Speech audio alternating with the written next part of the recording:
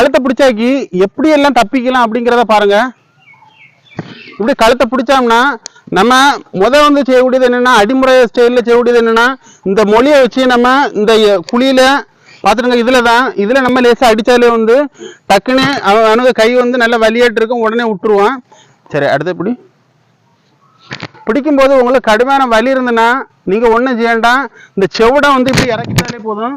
அவன் இந்த நம்ம இப்படி வெளியே செவடை தூக்கி போடுறது வந்து அவனுக்கு தெரியாது. அப்போ இந்த இப்படி பிடிக்கும்போது அவனுக்கு நல்லா டைட் பொசிஷனாக இருக்கும். டக்குனு செவடை தூக்கி வெளியே போடும். இப்படி போடும்போது நல்லா நம்ம எவ்வளோ டைட்டாக பிடிச்சாலும் அவனுங்களுக்கு வந்து கைக்கு வந்து லூஸ் ஆயிரும். அப்போ கையை லேசாக தட்டி விட்டாலே ஈஸியாகவே நம்ம தப்பிக்கிடலாம்.